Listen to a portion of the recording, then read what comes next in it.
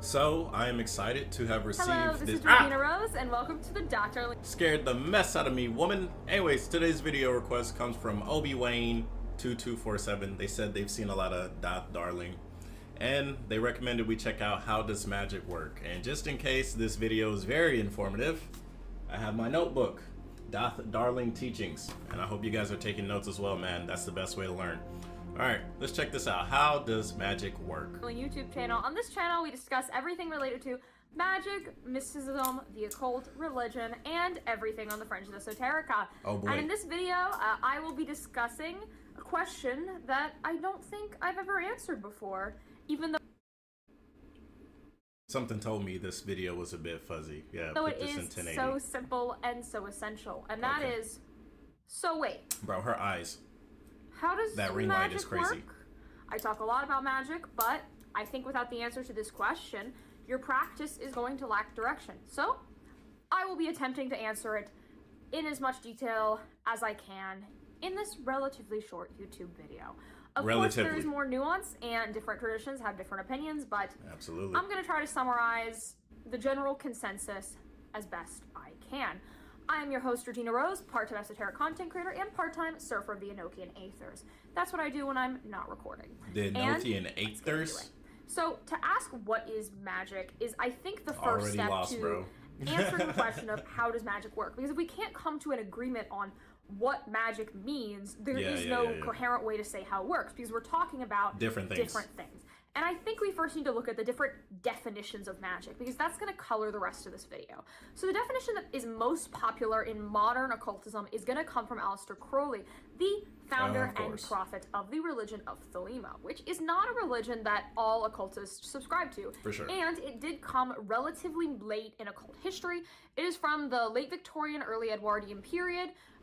And it is a specific set of beliefs. And occultism has a much longer history, and people have been doing magic for a much longer time. Long time. So if you're following a modern tradition, this is probably the definition that you're running off of. If you're following something older, you probably will dispute this definition.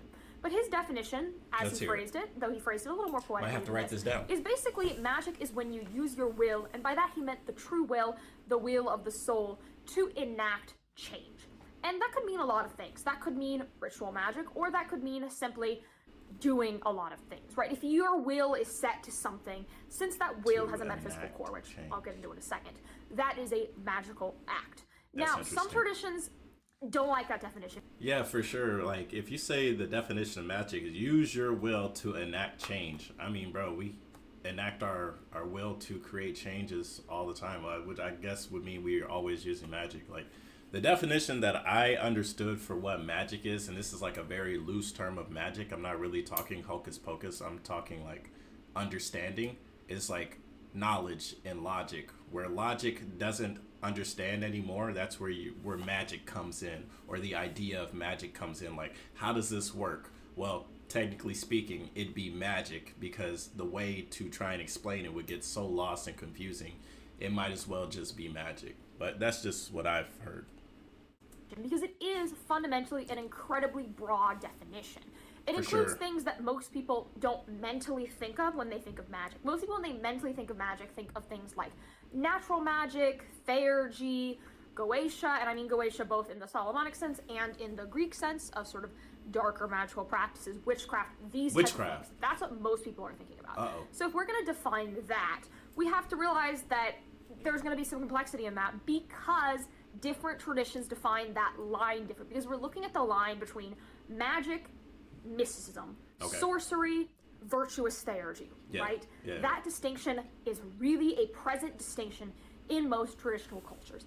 In Greece, people define magic in three categories. Really, the whole Hellenistic world used this. Theurgia, which is the divine magic of the gods, which is sort of like, you know, doing things like invocation, Orphic hymns, stuff like that. A lot of the mystery cults were theurgia, and they did actually consider that magic. And then there was Goetia, which they meant to refer to dark magic, what a lot of cultures will call it sorcery, or in Arabic, sahir, stuff like that, right? But that was also considered magic, just a different type of magic that was given a certain moral qualification based on the philosophies that those people believed. And then natural magic, which is using things like plants to make change and whatnot, right?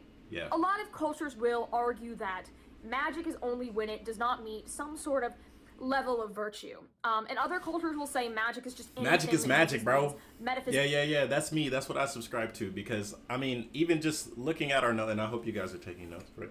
Theurgic magic, divine magic. You would say this is, in Dark Souls terms, we're going to be using Dark Souls a lot when we do these videos because Dark Souls is amazing. Elden Ring as well. That's faith magic. Whenever you're using your healing spell with your chalice, that is the Theurgia, divine magic. And then you have the Goetia, dark magic. That's the stuff with the spells, like the dark spells specifically, at least going based off this, and we're still using Dark Souls. We're talking about like the dark balls of energy, or whenever you put like the dark spell on top of your weapon, that would be that type of magic. And then natural magic, I'm not too sure what this natural magic is. Like remedies, of course, like maybe using fungi and putting stuff together in a cauldron, but that's also alchemy. So maybe alchemy and magic, it could be the same thing. Again, magic is just whenever stuff gets confusing and you can't, like, you can logically explain it probably, but it's gonna be just super nonsensical. It'll be nonsense, literal nonsense. So that's what we would determine to be magic. At least that's my perspective. Let me know in the comments below what you think. Physical powers to make change, which is what the Hellenists believe, right? The Hellenists argue that, you know, when you're using magic, whether it's Theurgy or Goetia, you are using divine power to enact change in the world. Not just your will, you're using things beyond your will, though your will is obviously part of that. Now, other cultures will say if it is for a righteous reason or in line with God, it ceases to become magic and becomes mysticism. This is big in like the Arabian world, specifically I got a question mark on that one. They will argue that Sufism is like mysticism. Okay. And there are a lot of Sufi things that enact change. There are certain talismans that are used, certain du'as or statements, repeating a name of Allah a certain number of times, right? That will enact change. But they won't define it as magic because it is in alignment with Allah and it is halal or permissible. Whereas if you were to do sahir or sorcery, which it's debated on where this line is, then it is actually magic in this negative sense, right? So if you're doing magic for God, it's okay, but if you're using magic for any other personal gains, it could be seen as blasphemous, I believe. That is what we're going with. Right. It's a bad thing. So, but good and bad is subjective. You know, you've got that complexity, right? Like, if you're going to be using magic in the context of religion, of course, the bishop and the pastor, they're going to say, don't do that. They're going to say it's bad. They're going to say it's blasphemy. If you're a scholar and you're wanting to study esoterics, well, you're not even in the gaze of the church anyways, or the guise of the church anyways. So they would still say it's bad, but at least you don't have that outward pressure to condemn you for practicing whatever it is that you want to practice. Right. In the West, you don't always see this, but post-Christian conversion, you know, there's a lot of people that would make that argument too. They would say, like, you know, what saints do is miracle working or wonder working, but it's not magic, right? Sure. The magic of, they don't want to put the words women and men out in the woods of England, right, in the 1700s, right? That's different than miracle working, even though they both are enacting potato. So let's try to come up with a consensus from all of these different definitions. And I think the consensus is, hear me out. I'm listening. Using your will in a divine sense, not necessarily your will in a more secular sense. I think that, like, necessarily wishing for something that is happening, I don't know if that necessarily falls into magic. Unless you are wishing for it with a divine nature of your will, I think there is a necessary divinity to make it magic. I think magic has to have a divinity to it, or otherwise it is not magic. Whether it is a divinity coming from yourself, it connects to something higher, or completely external, right? Calling upon a spirit to make something happen. Then it enacting definite, clear change. So where I'm going to draw the line between something that is magic and something that is pure mysticism that has no magical nature to it is that it is enacting a visible and clear change. That could be a change in the material world, like getting a job. That could be a more metaphysical change, like your behavior changing as a direct result. But if it is simply to get close to God or get close to a God and there's no change being enacted, I would consider that pure mysticism devoid of magic. Magic has to necessitate that there is some sort of change made. Okay. So that is my definition of magic. Okay, what a precise definition of magic, and I can get that. I can understand that. Right, we're trying to separate mysticism and magic, even though mysticism can use magic, and magic is just magic. Magic is enacting some sort of change, as Darling is saying. I mean, I can get that because, mysticism, it is its own thing, and it's important to try and clarify these differences because mysticism is also portrayed in a more positive light versus magic, which is normally portrayed in a dark light or in a comedic light, like if somebody's like, oh, fortune teller, blah, blah, blah. But yeah, for sure. I think this is a good definition. Magic, and that is what I will be working off of because I think that is a consensus. You can moralize magic, but I think the better way to moralize magic is to do it in the way that the Hellenists did, right? Good magic versus bad magic, Goetia versus Theurgia, you know what I mean? Rather than say like magic's inherently when it's bad, because you run into this problem in the Islamic world where you have a lot of scholars debating on what is the line between mysticism and whatever, right? It creates a lot of problems. It creates a lot of theological problems. So that is the definition that I will be using. You can argue in the comment section if you want. But what is the first thing that makes that work? And that is, of course, the will. We have to discuss the will first. Yeah, what is the will? Every human has will. And will is not want. This is a mistake that a lot of people have made. And, I see why people have made this. I think there are certain statements people have made that make it seem that way. But when I talk about will, I'm talking about something metaphysical. Okay. Within you have a drive. And that drive is not just something like desire, right? Will is not desire. Purpose. Will is something you were given and that inherently links you to the higher planes of existence. Because I believe in an emanationist framework, right? Okay. I believe everything begins at a point, emanates outwards, and then downwards into humanity, and that we all have a divine spark inside of us. Now, that divine spark links is something higher, and one of the ways the divine spark exists is through our will, because we are a physical body, but we are also a body of light, a metaphysical body, an energetic body. And because of that, we are metaphysical beings. We are not as powerful as gods. We are not gods, right? There is, of course, a little bit of divinity inside of us, but we're not gods. We're not equivalent. Not all spirits are equivalent. There is a obvious and clear hierarchy of being, right? There is a hierarchy. It does exist, and that's objective. But because we have that bit of divinity, our will has a metaphysical nature to it. And with our will, we can actually enact change directly. This is how things like manifestation work, right?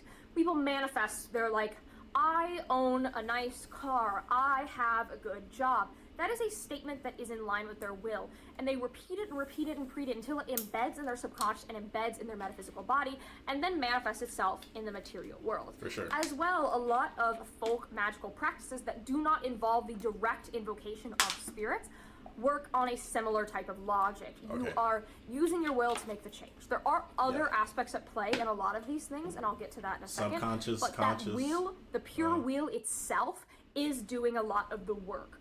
And your will, you all have, even if you are someone who is weak-willed, you don't know how to harness it, you don't understand it, it is still inside of you. There is no human without a will. You just need to connect the willpower. And once you connect to your will, pretty much anything is possible. When you are living in alignment with the fate that the gods set to you, and your will matches your fate, because we do all have fates, I believe that. The gods, they strung our fate together for us. When your will aligns with your fate, everything flows, and things tend to just naturally work out.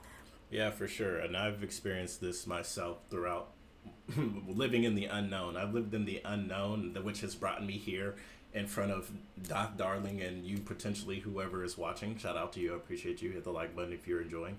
Also, keep taking your notes. Yeah, for sure. Like, the way life works, and if I also believe we have free will on top of it. You can choose to accept or you can choose to ignore this feeling.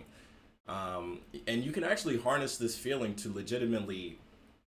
So before, like, perfect example is I have a bag with me. Before I go out, every time I go out, I take this bag with me. But I put different items in this bag depending on the calling or the feeling. So right here is my camera. Like if I go out to vlog or if I'm going to record something or an event, right, I will take this with me. But I don't take it with me every single day. Same thing with, I have a smaller notebook. The small notebook goes out with me sometimes, not all the time. So before I even leave the room, I'm looking or I'm feeling for my items, do I need to take my notebook with me? Do I need to take my tarot cards with me? Do I need to take my camera with me? I'm not going to take all of it with me because the bag is only so big. So I'm not going to take all these items with me. But there is something on these specific days that'll cause me to say, you should take the tarot cards with you. And when I do take these cards with me, it's not for me. I'm out and about, and then I'm doing some tarot. Maybe I'm reading to myself, and then someone's like, oh, can you read my cards? And then I do that for them, right?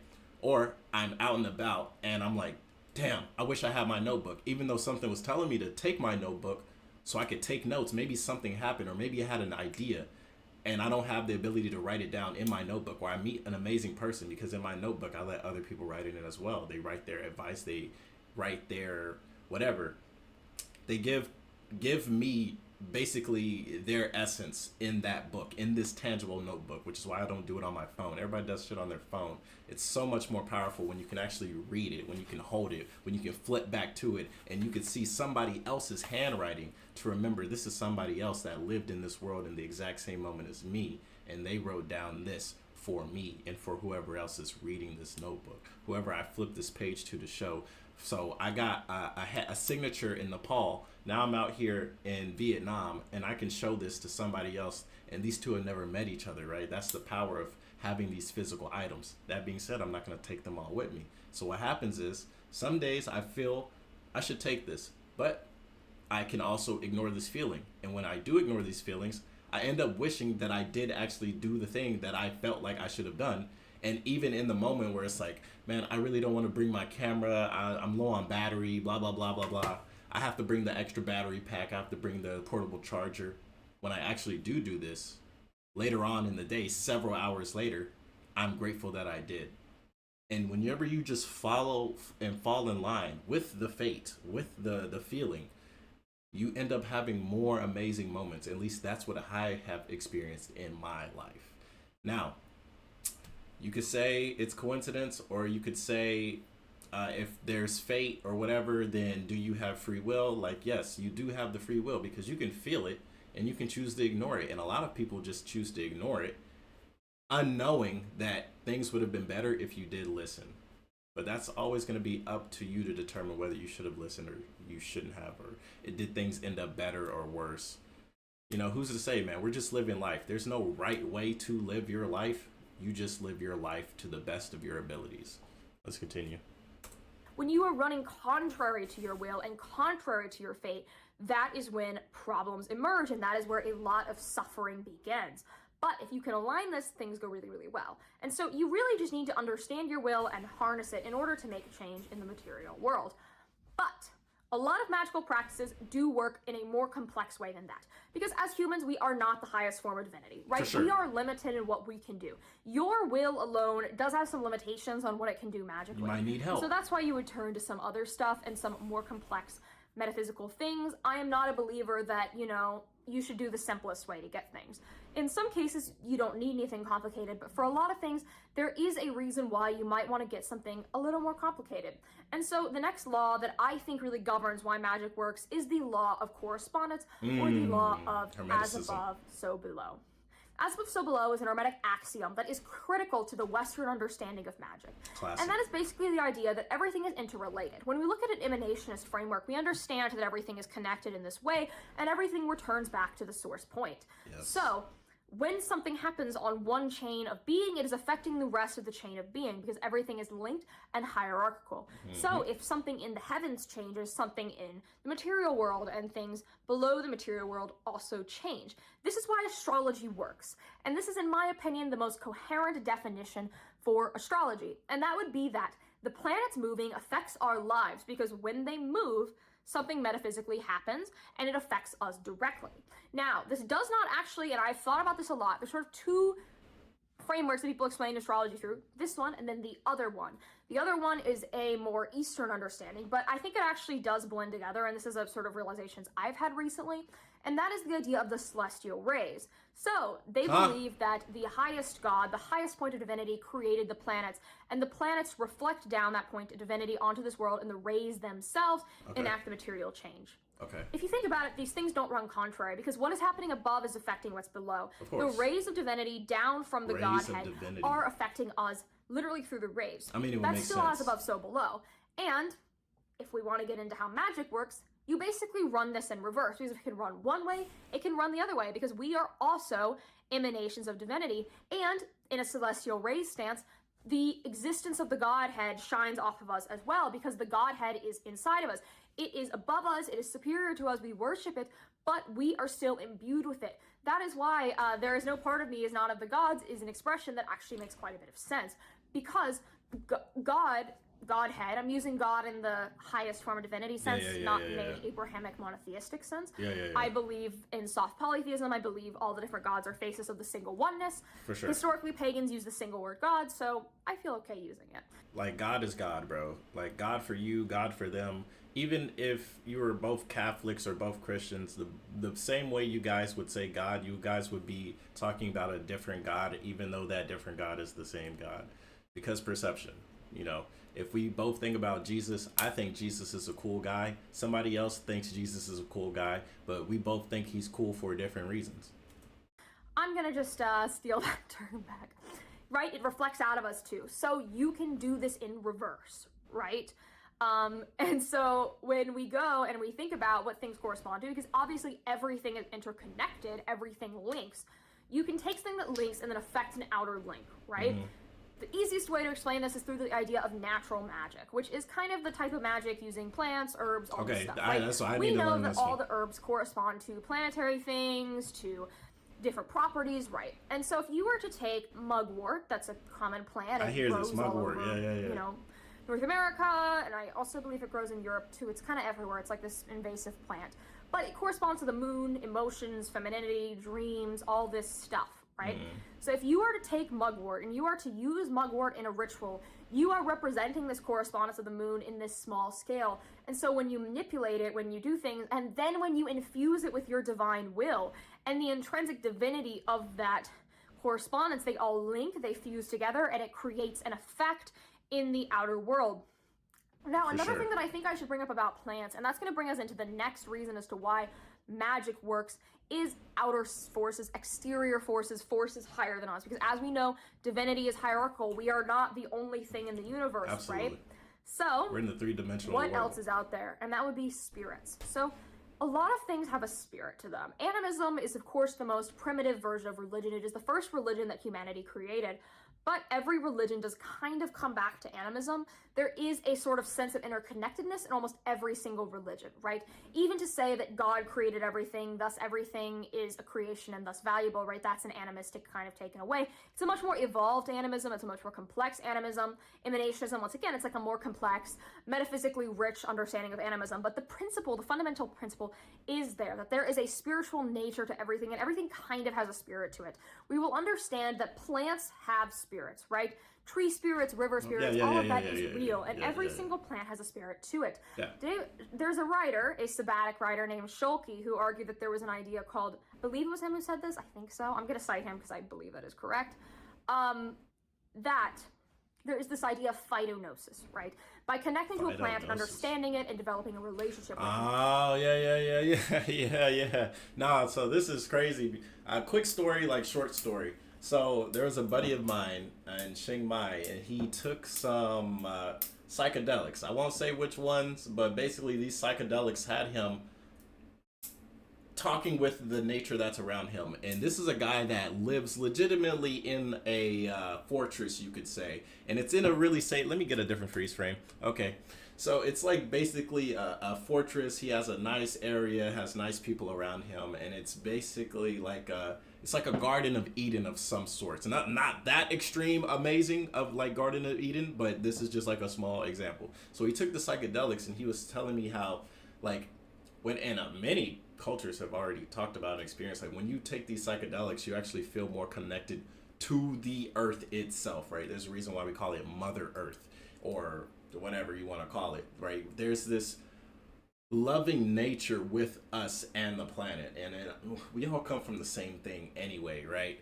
Big Bang, if you want to be scientific about it, even though there had to be something to come before that, we all came from this big explosion that rifted through the world, and then through what's it called, freaking I forgot what it's called, but basically humans evolved. Evolution, there it is. So through evolution, we've changed, but we're still human. We are still animals. We are still something that comes from basically stardust. And so does everything else, including the planet, including nature, including absolutely everything. It all comes from the same type of source, which people call God. So when he was taking these psychedelics, he was feeling more connected with the earth, with nature. And he told me that he had this feeling that was saying, like, the nature around him was saying it was going to protect him and his family. And he had just had a newborn. So he felt very relaxed and felt very safe. I haven't talked to him in a minute, so I definitely should catch up, see what he's up to in his life. But yeah, you hear this a lot, especially when you're on psychedelics, right? The almighty mushroom. I'll call it that for sure, because boy, does that open up your eyes. But let's continue. You are able to work with the spirit of it itself, and that spirit allows things to work even stronger than if you were just using the plant as a standby. So you have your plant, it has the correspondence, but the plant itself is a spirit. And so you are using that spirit in order to make change, whether you are conscious of it or not. Being conscious of it definitely makes it stronger, but yes, it is there. As well, we understand that there are gods, right? There are gods, and you as a magician, as an occultist, as a mystic, are capable of calling upon the gods. There is no limitation there. There are several ways to call upon the gods and to call upon other spirits. When you're calling upon a god, you are going to be doing something called invocation, which is calling the god into you and assuming the god form. So what you'll do is you'll say a specific prayer, you'll light some offerings, you'll call that god down, you'll interact with them, you'll interface with them, and you'll essentially ask them to intercede on your behalf in order to make some sort of change in exchange for offerings and devotion. Now, when I say in exchange, I don't want people to think that it's a wholly transactional thing, because when you get too transactional with your understanding of religion, you kind of get into toxic places, and that is missing the fullness of divinity, because fundamentally, our relationship with the gods are relationships. They are gives and takes. There are backs and forths, just like your relationship with any human who is kind of higher than you, right? You kind of, someone who is above you, right? And you can develop this really rich love for the gods, all these things. It's so important. And you can use the gods in order to make magical change. You absolutely can. Even prayer itself, whenever you are, a kid in church, and you pray and you ask for something, you are doing that.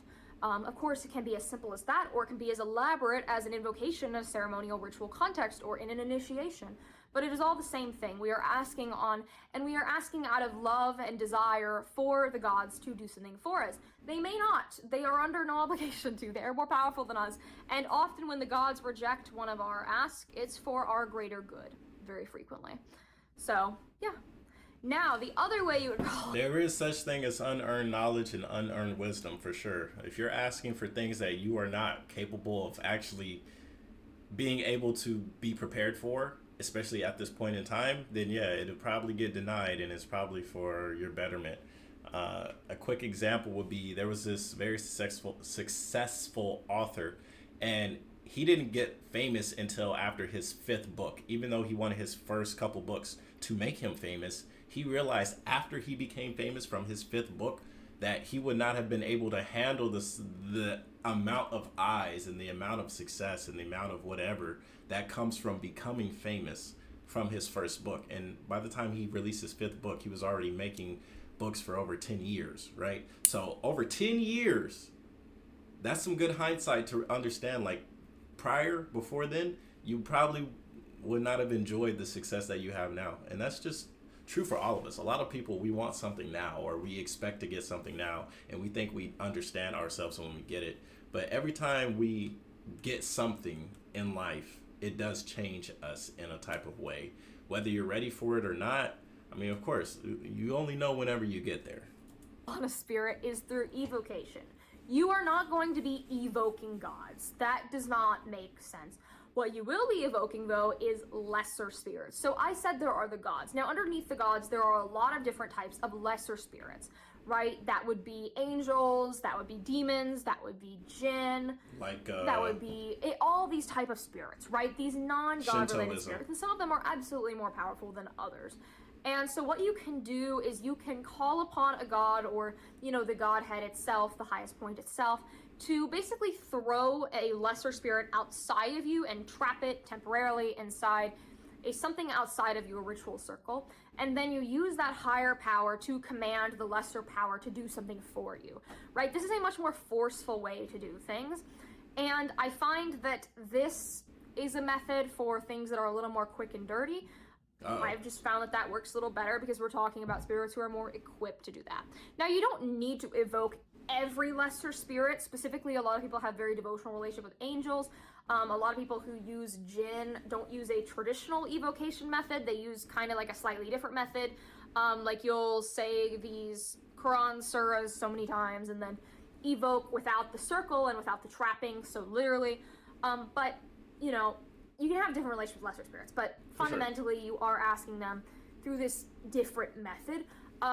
If you think about how Christians pray to saints, they pray to saints incredibly differently than they pray to Jesus or God, right? Yeah. Lesser spirits should be treated differently.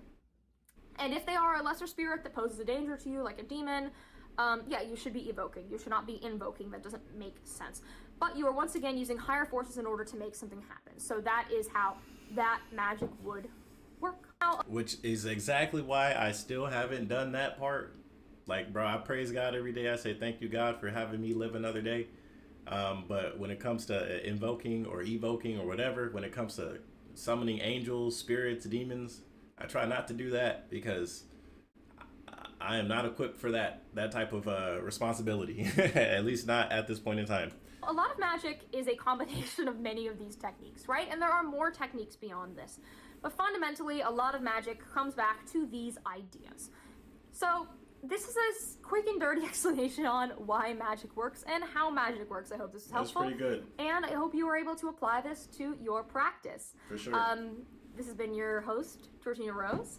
And thanks, like, Georgina. comment, subscribe, and ring the bell. And if you're subscribed to 93 days, you will meet your holy guardian angel, and you'll never need to know why magic works because it'll just be done for you. Huh? You can see me on many platforms. I'm on Patreon. 93 days. This show.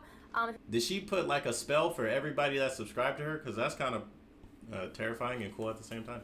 If you join the Patreon, you get all the videos early. You get extra videos every month. My ritual guides, my Yule ritual guide is up currently, and I'm about to release my January New Year's ritual guide, which is always full of new rituals to start your year off on the right foot.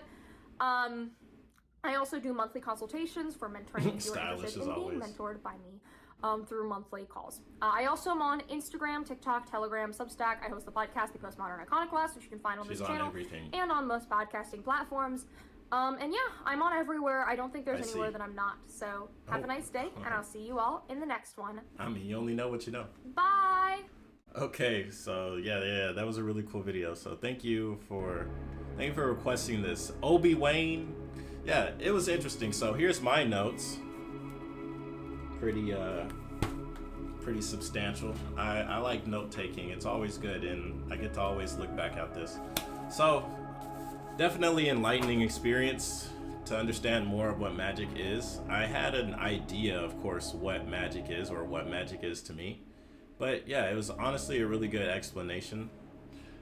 And to be quite frank with you, magic is something you need to just be wary of whenever you're doing it when it comes to safety, because again, like Georgina said, you could end up summoning spirits, summoning demons, angels, and if you summon these things without any protection, because you're gonna need protection when you're summoning something from the divine or from wherever, you're gonna end up causing a lot of harm, and it might not just be to you, it might be to other people as well. So please be careful on your spiritual and magical journeys.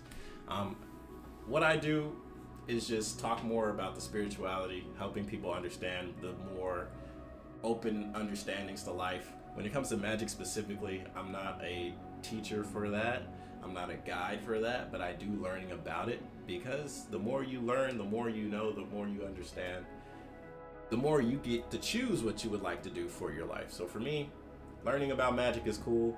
Participating in magic, maybe if there's a guide, but doing it one-on-one by myself, I don't see that anytime soon. But yeah, thank you guys for watching, and thank you guys for requesting this video. This is really cool, and I hope to see more of you guys from the esoteric world come over to the channel and hang out for a bit. Until next time, I'll see you guys when I see you guys. Hit the like button if you enjoyed. Y'all have a great day. Thanks for watching. Oh, and join the Discord link down below and share some of your notes. Peace.